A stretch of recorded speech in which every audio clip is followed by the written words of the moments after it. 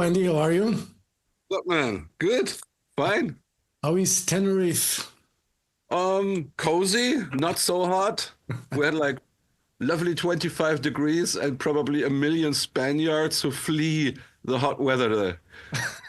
Also some Portuguese, Yeah, because I think it's very hot in your part as well, right? yeah, it's extremely warm at the moment. So, They told me yesterday. yeah. I had a pleasure to meet a Portuguese couple down there in my favorite restaurant, and they were saying like they fled the country. Well, I think they did well because, yeah, it's very warm. It's still very warm anyway. And Do we have some stuffs here? Oh, you're back again. yeah, You were frozen. yeah, I don't know. Maybe it's the heat. It's warming the cables and the internet. So, Ghost in the machine. He says, "Oh, fuck off. I'm sweating my ass off. I don't want to work for you anymore." and So, before we talk about Giant and Monsters, let's go back to Pumpkins United when you guys, reunited with Kai, with Mikael Kiske. Um, are you surprised with the turn it took? I mean, when the reunion, took place, we thought it was going just to be, for those live shows, celebrate, the Helloween discography and all that. And all of the sudden, here we are, 2 albums later, now again, with this new lineup. Did it surprise you, the reception and what it's led to at the moment? well, overall, I may say I wasn't that much surprised about the reception, but I was very much surprised that we went on. So, in the beginning, we told everybody we want to do this. This is an experiment, and even even if we would not like each other, we would go on and finish the world tour. And obviously, we liked each other, so here we are, album number 7, album number 2, out of 7, I wanted to say. So, yeah, for me personally, I was not that much doubting that the people would appreciate it and celebrate it. Sure, there's also this level of insecurity where the little devil here says, maybe it's not going to do well, blah, blah, blah. So, yeah, okay. Honestly, yeah, that was always there, but that's me. I'm always double guessing, double doubting, and But I thought, hey, whatever comes out of it, I love the adventure. Yeah. I love to go on that adventure because you have nothing to lose unless you lose. you know? And we would be actually the only guys who are the masters of our fate. So if we stick together and hopefully everybody's old enough meanwhile to like let his ego aside, then it should work. That it worked out that fantastically, I did not dream of. So that it's something running down so smoothly and everybody's having a great time and everybody comes and gets along with each other very much. Dream come true, but you cannot bet on that one. Yeah. The only thought I had in the beginning, yes, this world tour we're going to do and it'll be fine. But that the result and the outcome was that great and that smooth riding, that's only something you can dream of. So thank you. And Halloween, the perception I have now, it's the band is bigger than ever. You guys managed to play, the Budokan in Japan, which was, a dream for any band, to headline and, have a sold out show. Do you feel the band is bigger and better than ever? Yeah, I mean, sure, bigger, obviously. Better, I don't know. We always try our best, but as you already may listen in the This Is Tokyo song, we played wow and so shows. So it's like, yeah, but that's pretty much every band has good days and bad days. So I would not consider us better. I always considered us doing the best we can. Yeah. But fortunately now, because you're playing the big stages, then the treatment is different because you're number one everybody is actually worried about you and not 10 other bands around you. So yeah, I mean, in that very respect, maybe we sound better, but I don't think we are better. It's just a treatment. You are having more people to work for you. Nothing can go wrong. Not much can go wrong, put it that way. Knock on wood. So yeah, if it appears to the people that the band has gotten better, I would say the band has always tried to do its best. Yeah. But if you don't have the money, if you don't have the people, then lots of things go wrong. And certainly this is a very fortunate situation we find ourselves now, because with success, the treatment is getting super and nothing to worry about anymore. And yeah, seriously, then you're probably able to play better shows because of that. So I would not consider us better. You always try the best anyway. That's You what always, I mean, every artist knows what I'm talking about. If the treatment is super and everything is stress free, this evening you're gonna do a better show. Yeah. Period. If the whole day is already stressful and lots of things go wrong and a cable is missing here, another cable is missing there, the mixer is not working as it should, and blah blah blah. So technical bullshit. Stage is shit. The stage sound is shit because the gear is shit. How can you play a great show?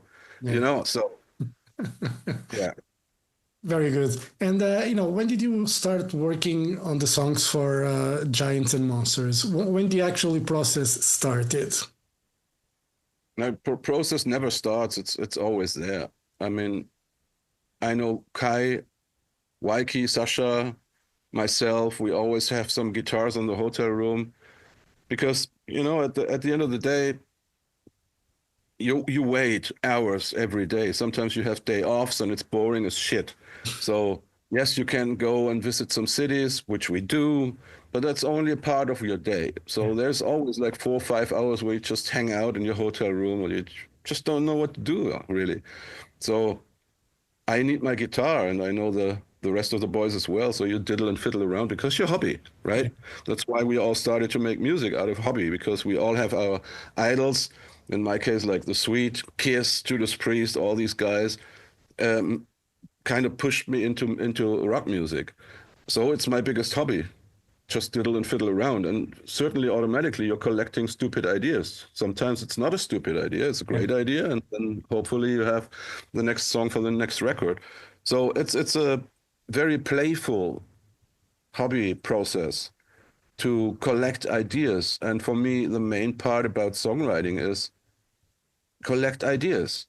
Just have fun. Yeah. Don't sit down and pretend to write a #1 hit now. It has to be a hit now, blah, blah, blah bullshit. No, just write and collect ideas because you like them for whatever reason. Maybe they disappear for a year or two or even 10 years. And sooner or later you listen to it again, like in 10 years time, you go like, hey, wow, okay, now, okay, I would have another idea for that idea. Yeah. So, and it's getting a song sooner or later. So it's actually my way of working is just collecting because I love to play guitar. And then the start shot appears, like when the management gives you a call and says, now we start songwriting. And it's like, oh fuck, okay. That's probably the end of idea collecting. Yeah. That's the moment where you actually have to listen to all the ideas you collected so far, and then it's getting serious. Then you have to find a song around it and try to write a song. That's when the work starts. But that's what I meant. I think the most important thing is being a hobbyist and just collect the ideas through the month that you have without pressure during the tour, for example. And that's basically the greatest ideas you have, or at least for me, speaking for myself. Yeah. And, having like 5 songwriters or main songwriters in a band, what is the good side and the downside, if any, of having, great songwriters within the band? Well, obviously, I think some 20 years ago, probably, people would say it's downside because you would always have to fight for your songs, which is counterproductive in itself because you're a band. And if one of my band members writes a hit, I'm part of it. You know what I mean? Yeah. So it's very stupid when I think back about like back in the days, there were people in my former bands, for example, as well, like fighting for their songs. And even though everybody knew that your song is better, and he himself knew your song is great, they still fighting for their songs, even knowing it's mediocre. It's okay, it's not a bad song, but just for the ego shit, you had to have your song on the album. And this is destroying so many bands, as we all know, this ego bullshit. And which is, as I say, in itself, it's not logical because it's your band. So whoever comes up with the greatest idea, you're participating, you know? And just because your fucking name is not written under the song, that's probably giving you sleepless nights. And that's weird because it's your band. So you're in there with the success, you know? So you're part of it. But yeah, that's been back in the days, but nowadays I think we're all old enough, so everybody is appreciating, and me especially, because I always write the vast majority of songs of an album, and I always have that little angst, that little fear in the back of my head that I have a writer block, that I don't have any ideas or something like, or not enough or not good enough ideas. So how great is it to have another 3 or 4 people in the band where you know they write great songs? So it's just like this, okay, relax yourself. Everything is fine. Even if you don't have any idea this week, you're not completely satisfied with yourself, blah, blah, blah. But I don't have this oh, fuck feeling because now the world ends because we don't have songs for the next album. No, we will have tons of songs for the next album because there are great songwriters in the band. How great is that? So, yeah. Yes, it's a good thing, you know, to have many options, so to say. Absolutely. It takes it. You as a musician, you always have the will to do a great song. Period. Seriously, sure.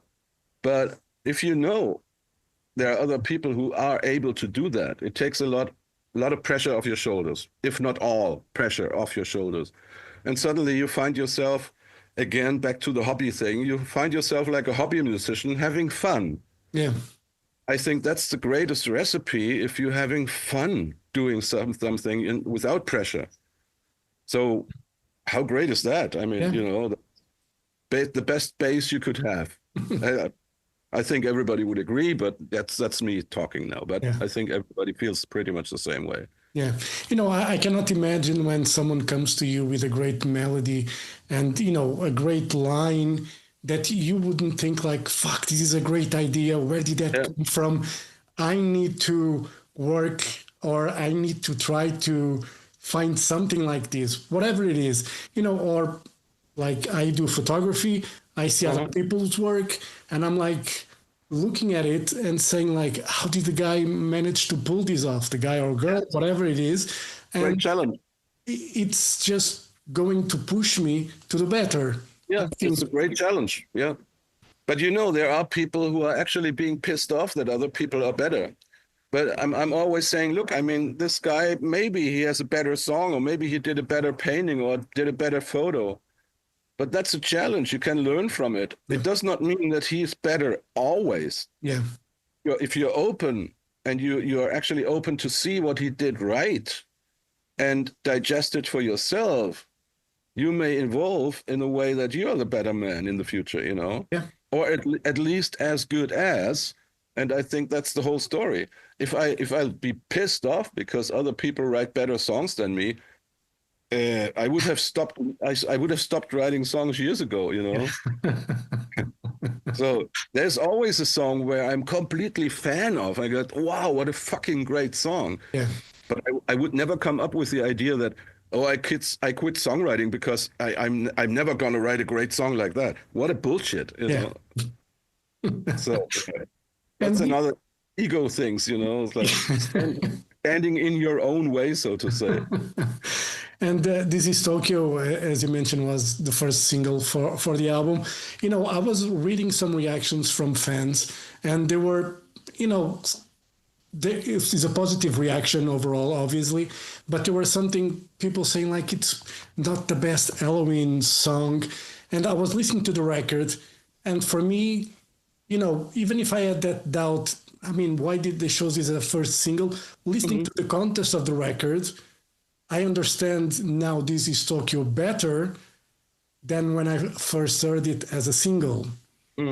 And I think a lot of things these days is people don't listen to full records and they don't understand the flow of an album. And I think This Is Tokyo, like in the album itself, sounds better than as a single. I don't know if it makes sense to you. Yeah, it makes absolutely sense because it was actually our intention to do something like that. Kick out a kind of pop metal broad mass song to actually get the people talking, because we knew exactly that it's a controversial bipolar kind of thing.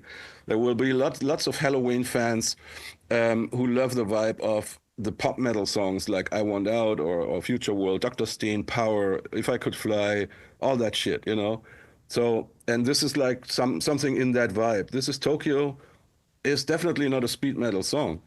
Yep. So it was quite clear that 50% of all the people will listen to the song. They have to admit it's a good song, but to the same time, they go like, but it's not Halloween, Yeah. And it's always the same discussion when it comes to Helloween, because yes, we are supposed to be a melodic speed metal band, which we are. But when we listen to the Keeper albums, we realized, but not always. Yeah. We have a mixture which probably attracts a normal rocker who is not only constantly listening to power metal or something like that. Yeah. So we always have these pop metal songs. And I think they are so important to actually bring in so many more people who would love power metal or heavy metal overall if they only would have an entrance, which is easy digestible. And these songs, for me personally, we miss in the moment. There are lots of great bands, but they are, for a non-metal fan, very hard to digest. So for a first listener who listens, let's say, to Eagle Fly Free, or let's take a new band like Sleep Token, for example. Yeah. What a great band. Yeah. But honestly, if you are not into metal, it might be hard to open the door and say, yeah, I like it, or even I love it. Yeah. So I think these songs, like If This Is Tokyo, or on the album is another song which is a little too much. These are door openers for people who are rock musicians or rock fans, but haven't found a way to open the metal door yet. Yeah. And back in the days, we had these songs. Speaking of Helloween, for example, we had these songs with I Want Out, or Future World, or Dr. Steen, all this stuff, which are definitely not speed metal anthems, but they are door openers for people who say, oh, I like that. What's that? They go on listening, and suddenly, okay, they are confronted with some speed metal, but there's another song that they like, which is not maybe speed metal, until sooner or later they realize, oh, okay, now I like speed metal as well. Yeah. That's the way I came into that whole metal scene, because I was a hard rocker, but it's a door opener because there were lots of metal bands who had hard rock songs. Yeah. And that opened the door for me. So I hope it works like that. And for me, I normally use kids examples. I have nephews, and I'm not going to introduce Halloween to my nephews or nieces with Ride the Sky, for instance. I mean, they would fucking hate it. They probably would run away from me. Never. Leave me alone. Yeah. And until they have an ear for it. Yeah. Yeah. And you need those kind of more soft in a way songs for them not to feel so, attacked in a way, and for them to kind of appreciate the melody and, the music. And then you can show the rest, because I don't want to annihilate them from, hear that Ride the Sky, it's the best song. And they would get scared the hell out of them, Give it some time, and in a year or so, they go like, well, but this Ride the Sky is fucking fantastic as well. And you smile and you go like, yeah. And with you mentioned a little. How little is a little too much? Well, a little too much. The famous drop that everything is like overturning them. Yeah. Yeah, the little drop too much. Yeah, I mean, yeah, it's a funny lyrics. Actually, it's about, as we all know, who go through the lyrics. It's about sex, Yeah. and in a funny way. But I did remember when I had like a meeting with my old school friends, and I'm fortunate to have still like two of my very old school friends. Um, I know them since the second class, so as we were little Yeah. boys, and we grew up together. And there was always this discussion back in the days when you had your first time, or when you had like your first experiences, and the biggest fear was coming too early. And I still remember exactly, like Stefan, for example, he was always telling me, you have to think about something nasty, or smelling shit or puke or something like that. Imagine this.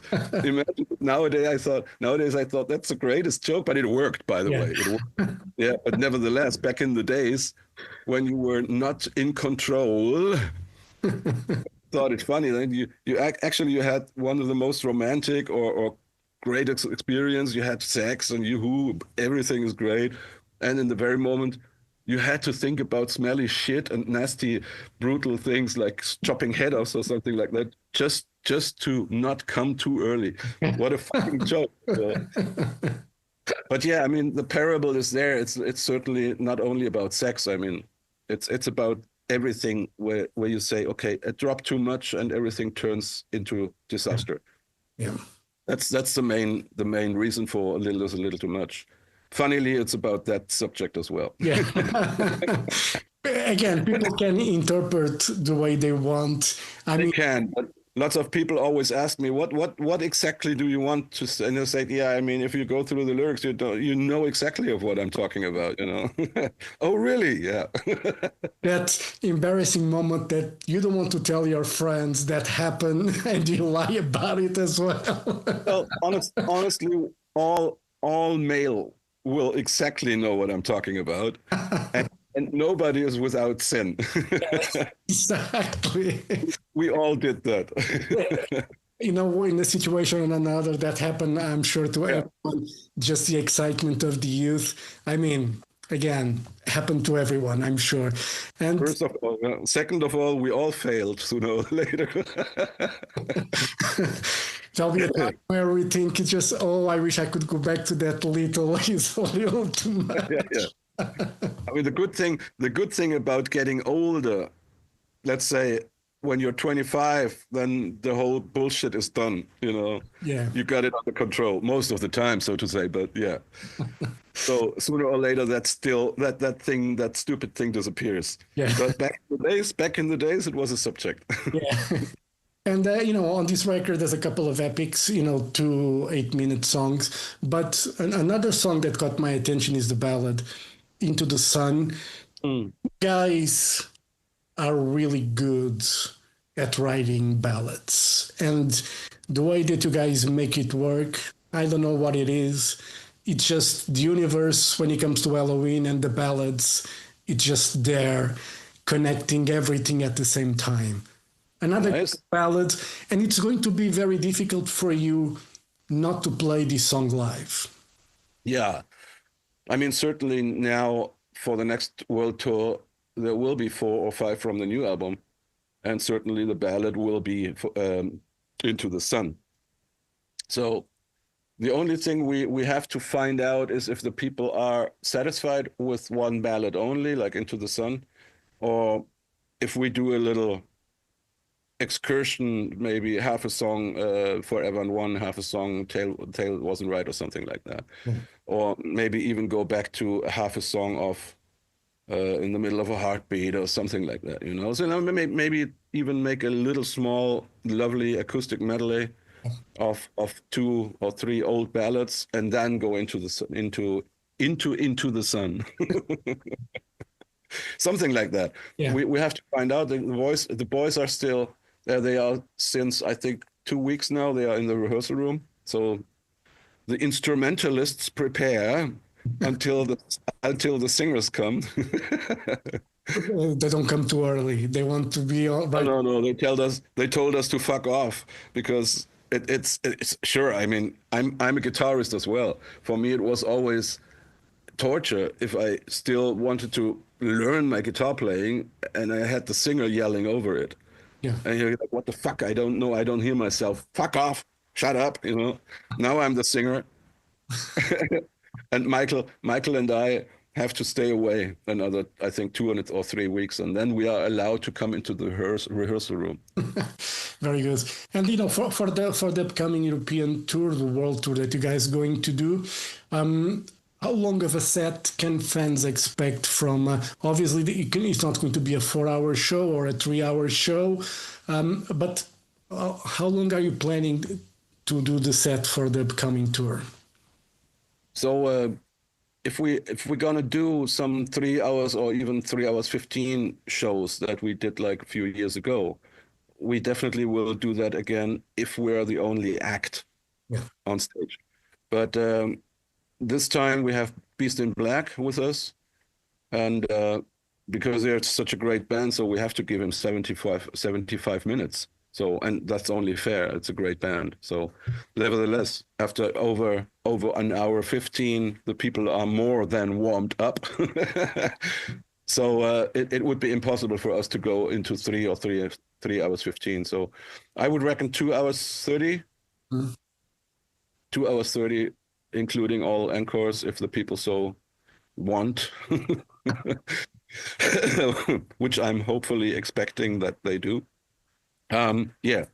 Maximum 3 hours 30, unless, but I don't see that coming, but I'm just saying unless there is another venue who have a strict curfew like we had last time in the United States, and we had to get off stage after 1 hour 50. This was unexpected, and but I know because it happened, I know that management will definitely ask if there's a strict curfew or if we may play another 2.5 hours after Beast in Black. So yeah, but stupid things you're sometimes running into. Yeah. You don't even think about it, you know. You're like, okay, now you should tell us that there's a strict curfew. I mean, everybody does. Yeah. But some people don't. Yeah, but then, if that happens, you have to start earlier or something like that. Just I mean, that would be unfair for your support band as well, because I would not like to go like last time we had Hammerfall, and these are good friends of mine. I mean, I had them here in the studio recording an album. I mean, I really like the boys. And then go to your support band and tell them, well, you actually have to start 1 hour earlier or 1.5 hours earlier.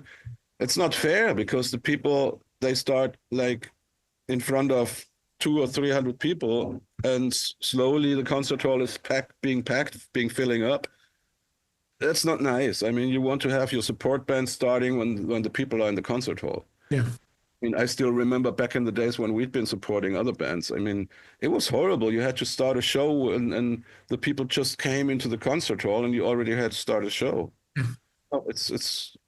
I saw a tour with 4 bands here in Portugal many years ago, and the support band Rawhead Rex, they started when the doors opened. I mean, the doors opened, there was no one in front of the stage, and they were playing, and I was like, what the fuck is happening? Yeah, it's so mean. It's so asshole-ish to actually make your support band go through something like that.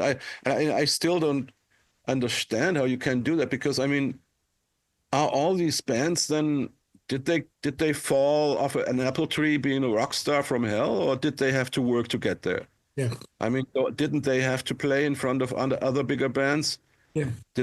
Don't they know how it felt? Like, you know, I don't understand. So to cut a long story short, I was pissed off in the States for that particular only one concert. The rest of the United States was great.